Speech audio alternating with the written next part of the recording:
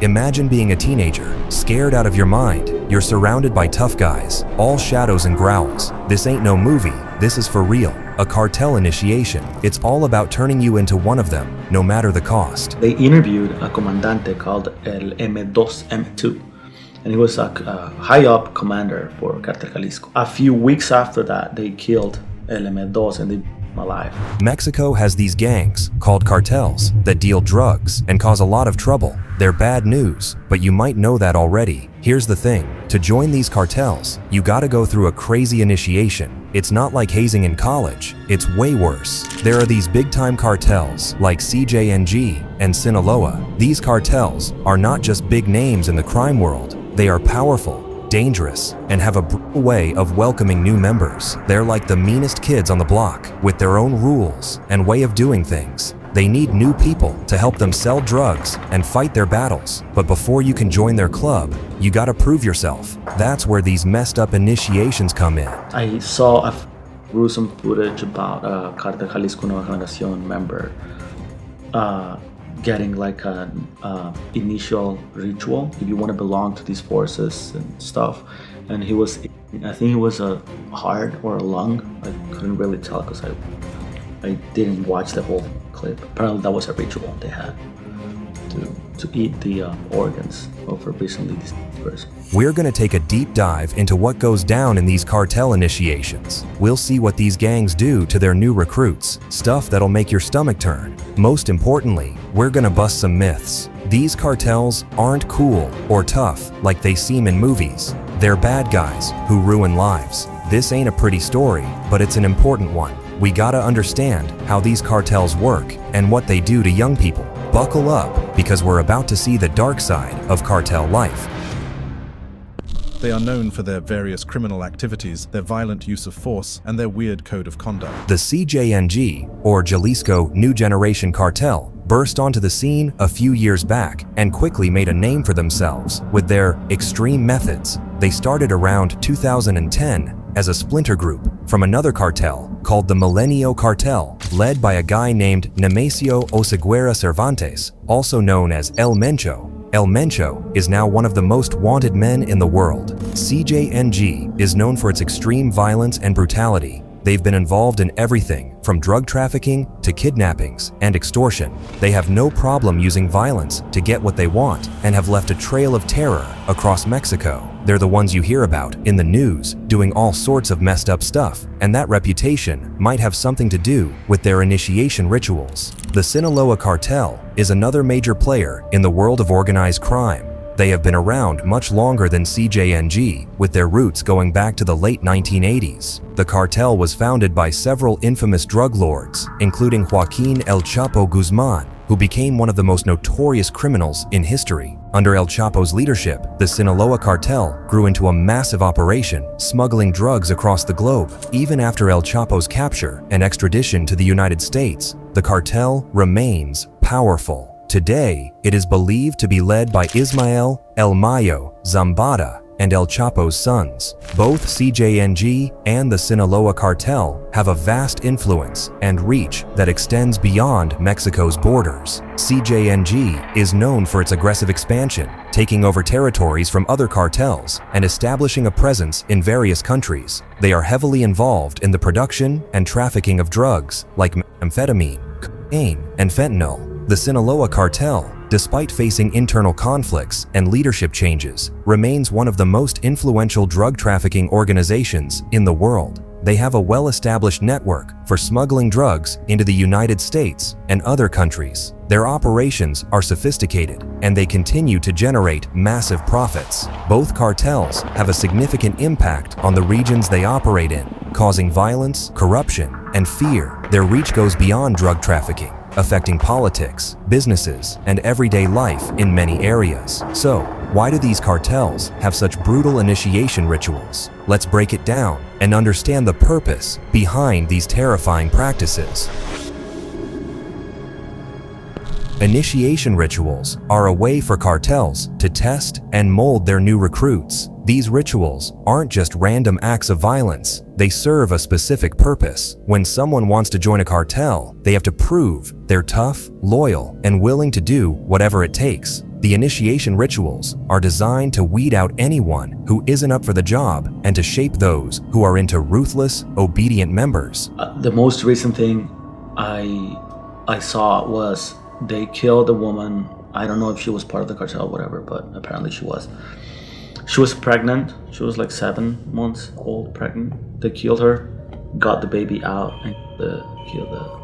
Oh man. I mean, that just make my skin crawl. One of the main reasons for these brutal initiation rituals is to desensitize the recruits to violence. By forcing them to commit horrifying acts, the cartels make sure that these new members get used to violence quickly. The idea is that once they've done something terrible, they'll find it easier to do more violent acts in the future without hesitation or remorse. Loyalty and obedience are crucial in cartel operations. The initiation rituals often involve acts that bond the recruits to the cartel in a twisted way. By making them commit crimes, the cartels ensure that the recruits have blood on their hands, making it harder for them to back out or betray the cartel. These acts create a sense of shared guilt and complicity, binding the new members tightly to the organization. It's a dark, psychological tactic to ensure they stay loyal and follow orders without question. Traitors of the cartel also face the cartel's wrath. To prove that they will be loyal to the cartel, the recruits have no option but to follow the instructions they are given, even if it is the murder of their own compatriots. If the training by the cartel is effective, they would have absolutely no problem doing this. Cartel initiation rituals also help create a culture of fear and brutality within the organization. These acts of violence send a clear message. If you're in the cartel, you need to be brutal and fearless. The rituals not only scare the recruits into compliance, but also establish a norm where extreme violence is accepted and even expected. This culture of fear and brutality helps maintain order within the cartel and keeps everyone in line. Now, let's get into the specific initiation rituals used by the CJNG. Brace yourself, because these are truly horrifying. One of the most common initiation rituals in the CJNG is forced murder. New recruits are often ordered to kill someone, usually an enemy of the cartel or an innocent person picked at random. This gruesome task is meant to test their resolve and ability to commit cold-blooded murder. It's a way for the cartel to see if the recruit can handle the intense violence that comes with being a member. Another brutal initiation practice involves torture and mutilation. Recruits may be required to torture the victim, often in the most sadistic ways possible. The goal is to desensitize the recruit to extreme violence and make them capable of inflicting pain without hesitation. Public executions are also a common initiation ritual. Recruits might be forced to kill someone in front of an audience, which can include other cartel members or even the public. This act serves multiple purposes. It instills fear in anyone watching, demonstrates the recruit's commitment to the cartel, and further desensitizes them to violence. Here's the catch: nobody outside the cartel really knows for sure what goes down in these initiations. It's all top secret, and anyone who spills the beans might end up worse for wear. But from what we can piece together, it's some seriously disturbing stuff. They're trying to desensitize you to violence, make it seem normal, so you'll do whatever they need you to do without even flinching. One of the more common rituals of the CJNG is the use of loyalty tests. Loyalty tests are quite popular with gangs and cartels, and just like the name implies, they are used to figure out just how devoted members are to the ideals of the organization. And it doesn't just stop at being okay with violence. These rituals are also designed to make you super loyal to the cartel. They want you to feel like you can't trust anyone else, that the only people who have your back are the other cartel members. It's a messed up way to control people, and it messes with your head in a big way. Imagine being pressured to do something horrible to someone else. It can break you, make you feel like there's no way out. That's the kind of psychological damage these initiations can cause. They turn young people into hardened criminals, people who are willing to do anything for the cartel. These messed up initiations have a ripple effect too. Once someone goes through them and becomes a full-fledged cartel member, they're more likely to be violent themselves. This violence spills out into the communities where these cartels operate. People live in constant fear, not knowing who to trust, not knowing if they'll be the next victim. On top of the violence, there are rumors about even more disturbing stuff happening in these rituals. We can't confirm all the details, but some reports mention things like eating human flesh. The whole purpose is to shock and traumatize the recruits, to break them down and rebuild them into loyal cartel soldiers. They also make the recruits feel like they can't trust anyone outside the cartel, making them more reliant on the organization. The recruits see how brutal the cartel can be, and they understand what will happen to them if they ever disobey. This fear keeps them in line and prevents them from leaving the organization. The problem is, this cycle of violence doesn't just hurt the cartel members. The violence spills out into the communities, creating a climate of fear and instability. People are afraid to leave their homes, afraid to speak out against the cartels. There's no easy solution to this problem, but it's important to understand how these cartels operate and how they recruit new members. By shining a light on these brutal initiations, we can hopefully start to break the cycle of violence. While the CJNG might grab headlines for their extreme tactics, the Sinaloa cartel has its own established system of brutality. Unlike the shrouded secrecy surrounding CJNG practices, there's more information available about what goes down in Sinaloa initiations. These tests often involve extreme violence, both witnessing and participating in it. While they share some similarities with CJNG, they also have their own unique and terrifying practices. One of the initiation rituals in the Sinaloa cartel involves kidnappings and forced disappearances. New recruits might be tasked with kidnapping someone, often an enemy or a random victim. The recruit is then responsible for making the person disappear, which usually means killing them and hiding the body. This cruel task is designed to test the recruit's ability to carry out orders and handle the logistics of a kidnapping and murder. In some cases, recruits are forced to commit acts of violence against their own family members. This could include beating, torturing, or even killing a relative. The purpose is to break the recruit emotionally and ensure they are completely loyal to the cartel,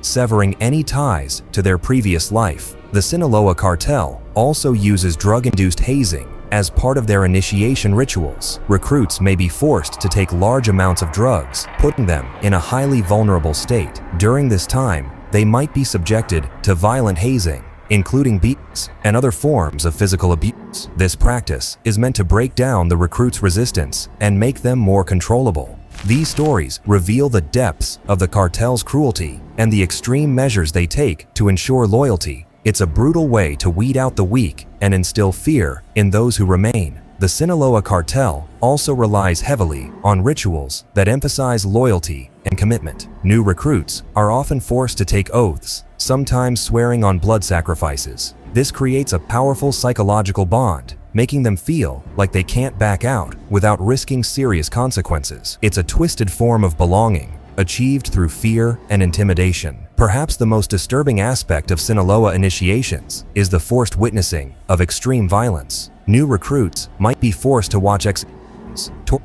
sessions, or other acts of brutality. It's a chilling tactic designed to turn young people into hardened criminals. The recruits are left feeling like they have nowhere else to go, that their only hope for survival is to remain loyal to the organization. It's a twisted system that exploits desperation and traps young people in a cycle of violence. The Sinaloa cartel operates under a strict code of silence and loyalty. Leaving the organization after initiation is practically a death sentence. Anyone who attempts to escape faces brutal punishment or even execution. The cartel's aim, after all, is to strip the recruits of their sense of identity and force them into being machines of death, soldiers whose only loyalty lies with the cartel. This glimpse into the world of Sinaloa's initiation rituals paints a grim picture. These practices are not about testing courage. They're about breaking down individuals and turning them into tools of violence. It's a system designed to exploit vulnerabilities and create a culture of fear and obedience. Both the CJNG and the Sinaloa cartel use extreme violence as a central part of their initiation rituals. Both cartels use these brutal methods to test their recruits' willingness to obey orders without question and to bond them to the cartel through shared guilt and trauma. Both cartels' initiation rituals are highly effective in maintaining control over their members. By forcing recruits to commit heinous acts, they ensure that these new members are deeply tied to the cartel through guilt, fear, and shared violence. The trauma inflicted during these initiations makes the recruits more susceptible to manipulation and control,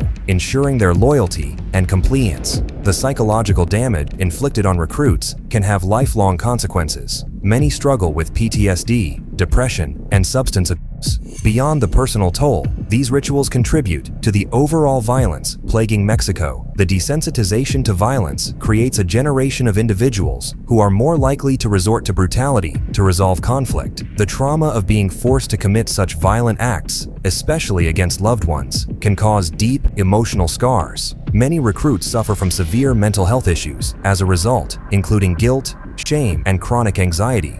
The cartels use this trauma to their advantage, keeping recruits in a constant state of fear and dependency. The trauma can haunt them for the rest of their lives, making it hard to reintegrate into normal society even if they manage to leave the cartel. The constant exposure to violence desensitizes them, often leading to further violent behavior. The fear instilled by public executions and other violent acts creates an environment of terror. Communities are often too scared to resist or report cartel activities, leading to a breakdown in social order and trust in authorities. The cartel's presence also undermines local economies and governance, contributing to a cycle of poverty and corruption. There are numerous case studies of former cartel members who have shared their stories. Many describe the intense psychological pressure and fear they lived under. Some have managed to escape and start new lives, but the road to recovery is long and difficult. Societal response to these issues varies. In some areas, local and national governments have launched initiatives to rehabilitate former cartel members and prevent youth from joining in the first place. These programs often focus on providing psychological support, education, and employment opportunities. Community outreach and education are also key components aimed at reducing the appeal of cartel life and offering alternatives to young people at risk. Let's talk about how cartels are portrayed in the media and popular culture. This is an important topic because the way we see cartels on TV, in movies, and online can shape our understanding and attitudes toward them.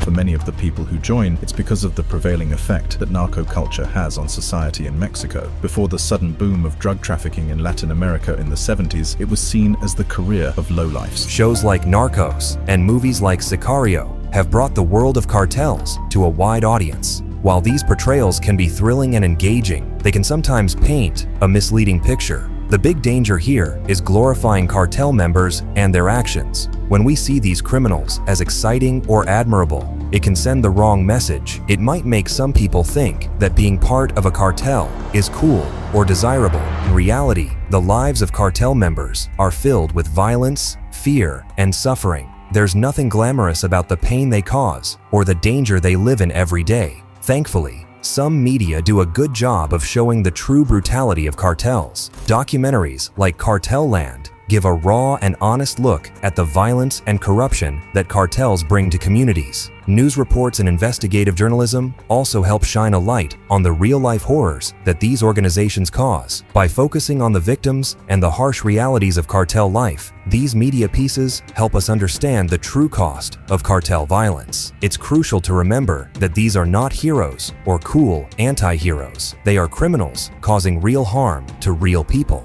By staying informed and critically assessing what we see in popular culture, we can avoid falling into the trap of glorifying these dangerous organizations. As we wrap up our look into cartel initiation rituals and their impact, it's crucial to discuss practical steps to counter their influence. Education is key. By spreading awareness of the harsh realities of cartel life, rather than glamorizing it, we can deter people from being lured into criminal activities. It's essential not to glorify these criminals, as it perpetuates a dangerous allure that can attract vulnerable individuals. Establishing local programs that offer positive alternatives and mentorship for youth, strengthening laws and enforcement against cartels, and supporting victims are all crucial steps. However, tackling the root causes of poverty and desperation that make young people vulnerable to cartel recruitment is equally important. Investing in education, creating job opportunities, and fostering a sense of hope for a better future are crucial steps in breaking the cycle of violence. The young recruits forced into these horrific initiations aren't hardened heroes, they're victims. By exposing these practices, we can start a conversation,